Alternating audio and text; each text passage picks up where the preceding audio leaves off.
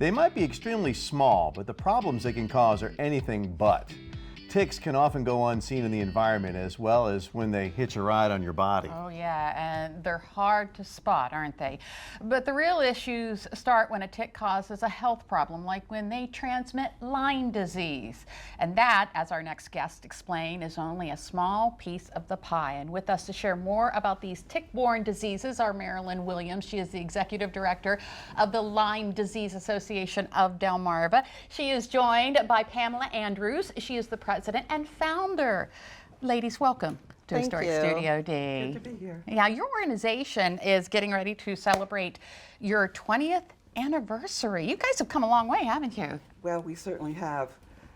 About April of 2003, we decided that we needed to band together so that a couple of mothers who had children that were very sick decided that they had to find out what was going on because the medical community just wasn't coming up with any answers.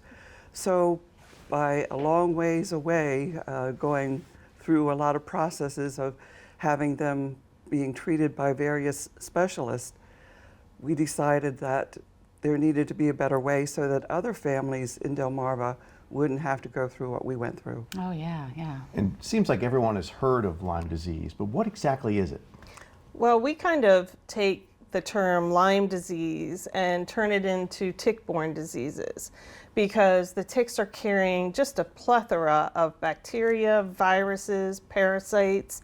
And so a lot of times when we talk about Lyme disease, we're really talking about the broader tick-borne diseases.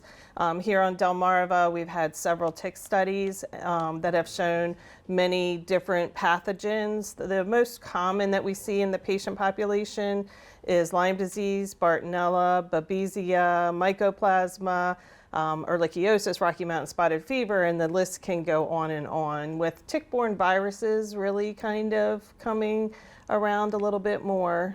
Oh wow! And we mentioned, yeah, like you said, this is just a small part, and there's other diseases. Do they kind of present the same way? Well, each one kind of has its own little niche in the symptomology. So one of the things that we try to do is to get out and be an exhibitor at medical conferences to share the latest research and the latest clinical symptoms that doctors who are diagnosing tick-borne diseases are seeing in their patients. We really try to help the medical community to ascertain whether their patients are indeed suffering from Lyme disease, from Bartonella, from Babesia, and we try to educate them on these different symptoms and the different pathogens. And one reason that it's so hard to decide whether some of the tick-borne diseases are causing the symptoms is because the spirochete that causes Lyme disease and many of the other co-infections can go anywhere in the body, so they can create just about any symptom. That makes it really difficult. Yeah, I bet. Very complicated. I mean, we've all heard of kind of like the bullseye, but that's not common for every part of this, is it? No, and so, you know, there are different skin manifestations of some of the different pathogens, but only 50% of the patients, according to the studies, get that common Lyme disease bullseye. So a lot of people, first of all, never know that they had a tick bite.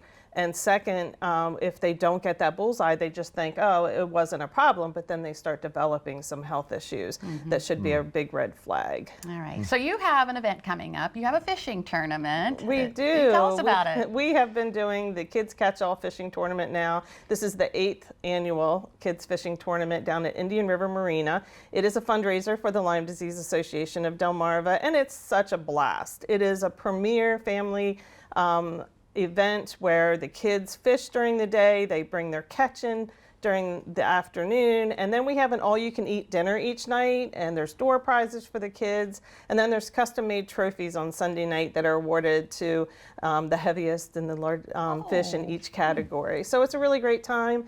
Everyone can learn more at www.kidscatchall.com. Okay, and we'll have a link to that website on our website, DelmarvaLife.com. Real quick, when is the tournament? It is June the 24th and 25th at the Indian River Marina near Rehoboth. All right, Marilyn and Pamela, thank you so much for coming in and telling us about your group. That's wonderful what you do. Thank you. Thanks for having us.